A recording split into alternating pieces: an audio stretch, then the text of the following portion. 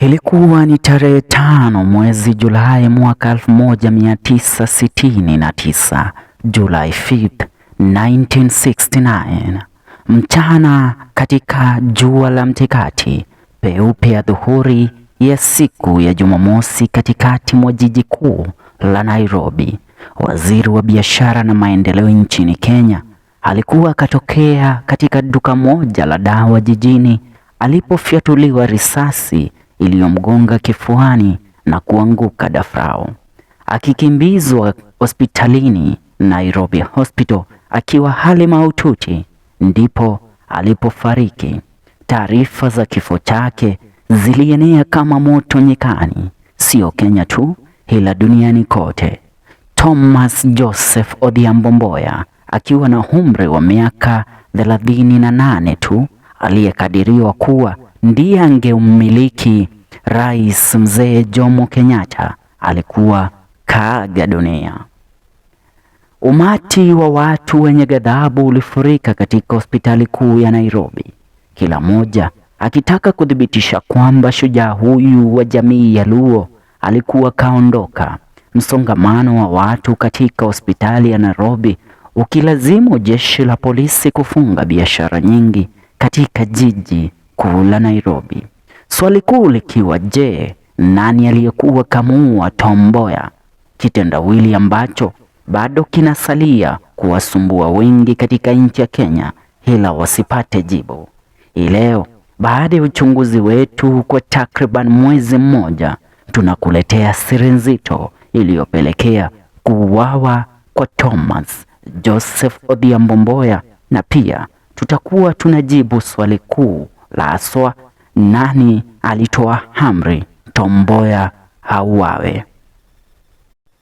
Tukizamia kwa undani katika mauaji ya Tom Mboya, siku chache baada ya kuuawa kwake Mboya, mshukiwa mkuu katika mauaji yale na Hashon Isaac Jenga alitiwa baroni na maafisa wa polisi na kesi dhidi yake ikafunguliwa kwa mauaji ya Mboya. Jenga ambaye alikiri kumuua Mboya, kesi yake ilifanywa kwa usiri mkubwa, ambapo vyombo vya habari haswa wanahabari kutokea katika nchi ya Marekani walinyimwa kibali kuingia mahakamani wakati kesi ile ilikuwa inasikizwa. Ikumbukwe Mboya alikuwa mwandani wa karibu sana na rais wa Marekani J.F. Kennedy, ukipenda John F. Kennedy, kabla ya kuuawa kwake mwaka 1963, 1963. Hivyo kitengo cha upelelezi kutokea katika taifa la Marekani cha CIA, ukipenda Central Intelligence Agency, kilikuwa kinashukiwa kuwa kilikuwa kinachunguza kujua kana kwamba kulikuwa na ushirikiano wowote baina ya mauaji ya John F. Kennedy na yale ya Tom Mboya. Jenga aliyekamatwa kwa mauaji ya Mboya alikuwa ni mfanyakazi wa chama tawala cha KANU, akiongoza vijana waliotumika kuwadhalilisha wafanyabiashara na wanasiasa waliopinga uongozi wa Mzee Kenyatta, hivyo wengi wakishuku kuwa hii ilikuwa ni karata tu iliyochezwa na serikali kuficha ukweli au kuwafumba macho wananchi kwa muuaji kamili katika mauaji yake Tom Mboya. Baada ya kusikizwa kwa kesi dhidi ya Nahashon Jenga Joroge, mahakama hatimaye ilitoa hukumu ya kunyongwa, ambapo ulimwengu mzima uliachwa na alama za dukuduku, haswa pale Jenga aliyekuwa tayari kakiri kumuua Mboya alitoa maneno yake ya mwisho kotini na kuuliza swali hili: how about the big man? Je, vipi kuhusu bwana mkubwa? Hata yeye mtamnyonga pia? Swali likawa, bwana mkubwa aliyetajwa na Jenga ni nani? Je, ni Kenyatta aliyekuwa rais? Je, ni Jaramogi Oginga Odinga aliyekuwa mpinzani mkubwa wake Thomas Mboya katika jamii ya Luo? Au ni Ben Gedi ambaye kwa wakati ule alikuwa mkubwa wa jeshi la polisi la GSU pamoja na kitengo cha upelelezi cha intelligence, na pia akitambulikana sana kama Kenyatta's Hitman. Kulingana na stakabadhi tofauti kutokea katika tume ya uchunguzi ya Marekani ya US State Department na ile ya CIA pamoja na tume ya upelelezi ya Uingereza ya MI5 ama ukipenda MI6 na ile ya upelelezi nchini Kenya, ileo tunafumbua fumbo hili ambalo limesalia akilini kwa takriban miaka 54 tokea Mboya alipopata kuuawa kwa kufyatuliwa risasi jijini Nairobi. Nikukumbushe tu, baada ya mahakama kutoa hukumu ya mshukiwa mkuu Nahashon Jenga kunyongwa mwaka huo mwezi Disemba, jeshi la polisi lilitoa taarifa kwa umma kwamba Nahashon Jenga, mshukiwa mkuu katika mauaji ya Joseph ODHIAMBO Mboya, alikuwa kanyongwa katika hafla ya kisiri kwenye jela la Kamiti. Taarifa ambazo pia zilisalia kuwa na dukuduku kwa Wakenya wengi wasijue ni yupi wa kumwamini. Moja kati ya theories zilizochapishwa sana kwenye vyombo vya habari ni ile ya kwamba Mboya alikuwa na mpango wa kumuua Rais Kenyatta, na baadaye Jenga akagundua kuwa kuna mpango wa kumwangamiza Rais wa Jamhuri ya Kenya Kenyatta. Hivyo Jenga aliyekuwa mshukiwa wa mauaji ya Mboya kama mwananchi mzalendo aliyempenda Rais Kenyatta alijitwika jukumu la kumuua Tom Mboya. Kulingana na aliyekuwa makamu wa rais wakati ule Daniel Toroitich Arap Moi, haya ndiyo aliyokuwa nayo ya kusema kuhusiana na kifo cha Mboya. Nikimnukuu, "It was monstrously conceived but brilliantly planned and carried out, the death and assassination of Tom Mboya." Haya ndiyo maneno yake Daniel Toroitich Arap Moi, makamu wa rais nchini Kenya kwa wakati ule. Maneno ya Moi yalitia chumvi kwenye kidonda baina ya wananchi wa kawaida ambao walikuwa wanaandamana kila siku wakitaka haki itendeke kwa familia yake Mboya. Inaaminika amna maandamano makubwa yalowahi kutokea nchini Kenya tangia Kenya ilipopata uhuru kama yale yaliyotokana na kuuawa kwake Thomas Joseph ODHIAMBO Mboya.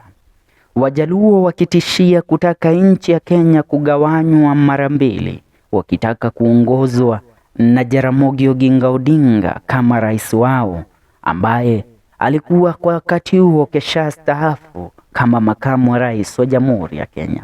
Maneno ya Moi pia yakitia maswali ya balagha kuhusu mauaji ya Mboya, maana siku aliyouawa Mboya ikiwa ni siku ya Jumamosi, yeye kama waziri hakuwa na ulinzi wowote, na pia siku hiyo ikiwa ni siku ya wikendi, mtaa wa Nairobi haukuwa na watu wengi, hivyo hakungekuwa na mashahidi wengi kama jinsi ambavyo ilikadiriwa. Kusema kuwa it was brilliantly planned, ikiwaacha wengi wakijiuliza ni yapi makamu wa rais Moi alikuwa akiyajua kuhusiana na yule aliyekuwa kamuua Mboya, na ni yapi Moi aliyaficha ambapo hakufunguka sana kuhusiana na mauaji haya ya Mboya. Kumbuka Moi aliongea haya akiwa katika bunge kuu la taifa la Kenya. Mahathir Mohamad aliyekuwa waziri mkuu wa nchi ya Malaysia alisema haya kuhusu mauaji ya Mboya: "When you killed Tom Mboya, you lost 30 years as a country."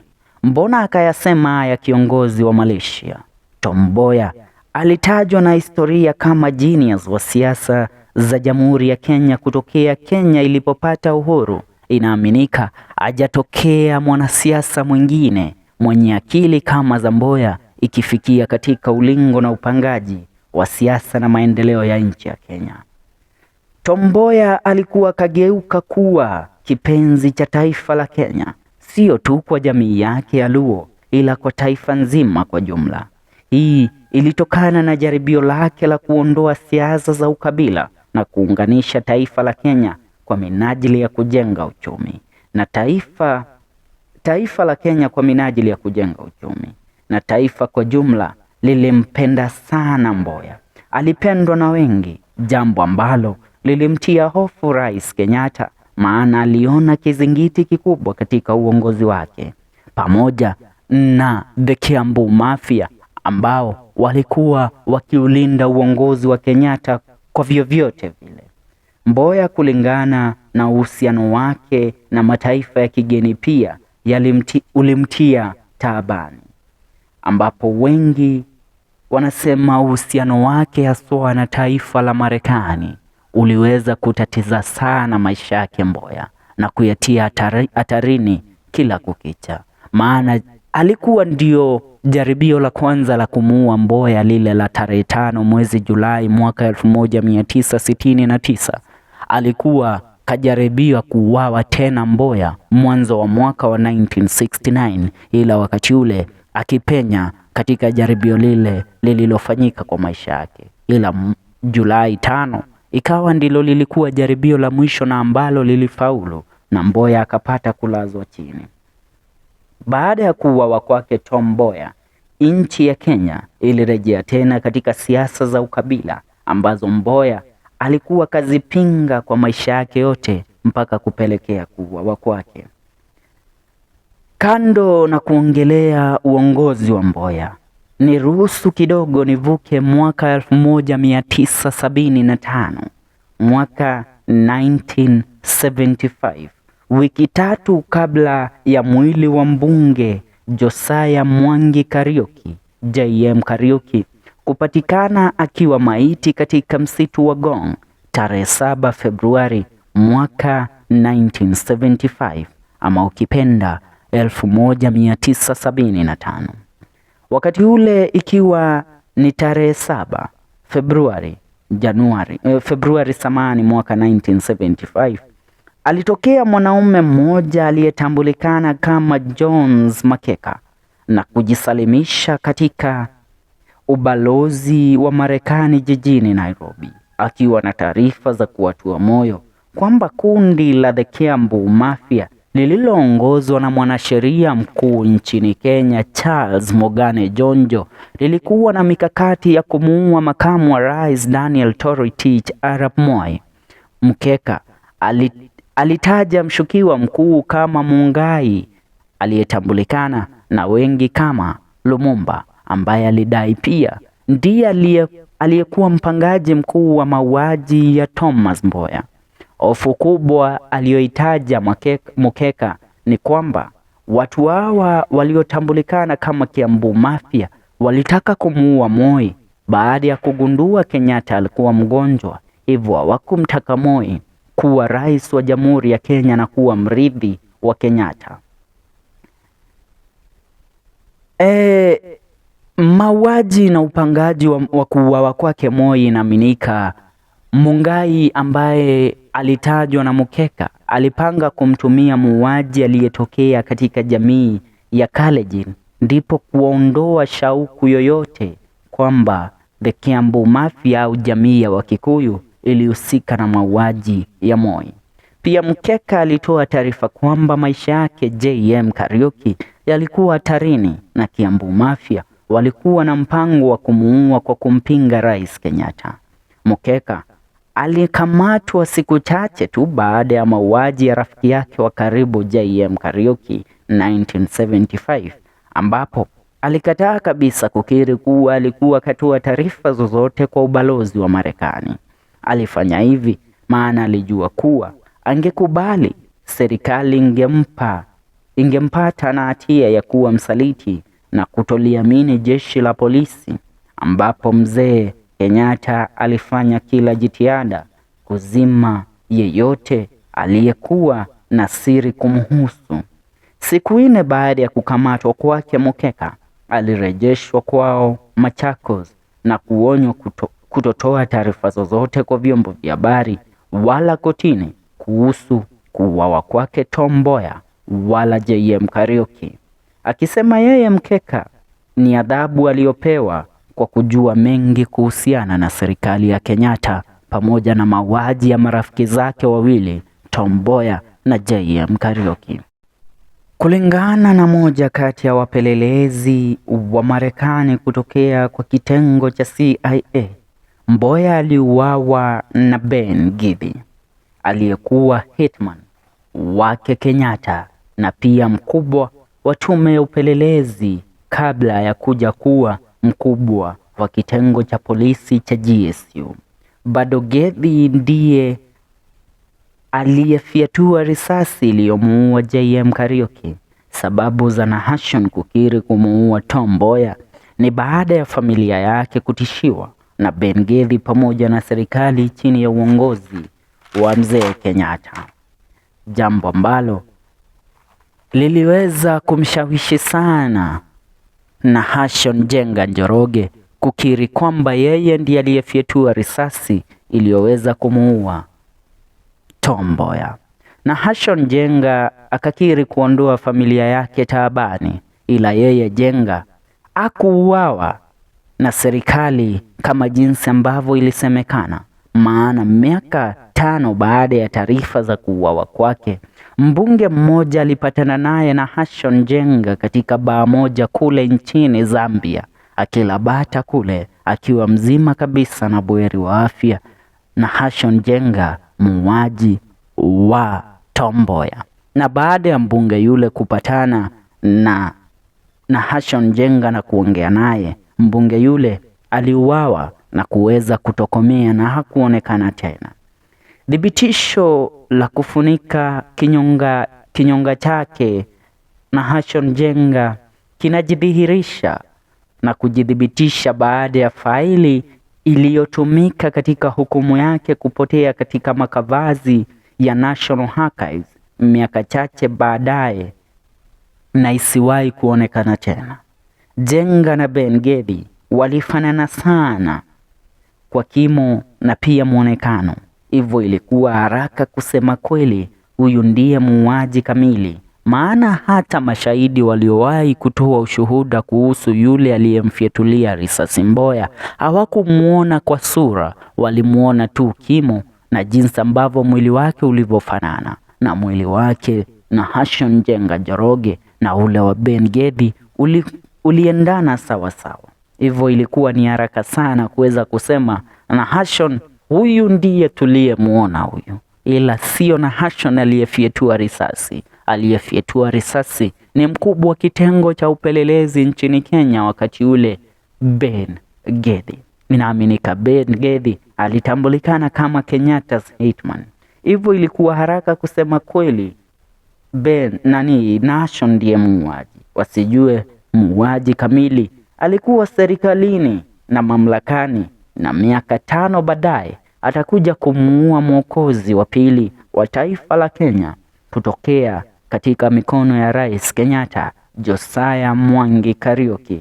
Ileo nitasema hapa ndipo tutatilia kikomo habari kuhusu mauaji yake Joseph Tom ODHIAMBO Mboya, ukipenda Tom Mboya, maana nimekufumbulia siri yote. Mzee Kenyatta alikuwa katishiwa na umaarufu aliokuwa amejizolea sana Tom Mboya, na alimuona Mboya kuwa kizingiti kikubwa katika uongozi wake. Kutumia the Kiambu Mafia ambao walikuwa wanaulinda uongozi wake Kenyatta, waliweza kumtumia mkubwa wa kitengo cha upelelezi ambaye pia alitajwa kuwa moja kati ya wale walitambulikana kama the Kiambu Mafia, kumfyatulia risasi na kumuua Tom Mboya mchana peupe katika jiji la Nairobi, katika mtaa unaotambulikana kwa sasa kama Moi Avenue jijini Nairobi. Ni hayo kwa sasa, nikukumbushe hii ni FM Show KE. Mi niite FK Mwenda, na hapa tunakuletea taarifa kila kukicha kuhusiana na malejendari katika nchi yetu ya Kenya. Kile ninachokuomba ni uweze kusubscribe, na pia ukitaka kutusaidia wala kuchangia katika channel ya kwetu, you can reach out. Ni hayo kwa sasa, tuungane katika video zetu zijazo. Mimi ni FK Mwenda.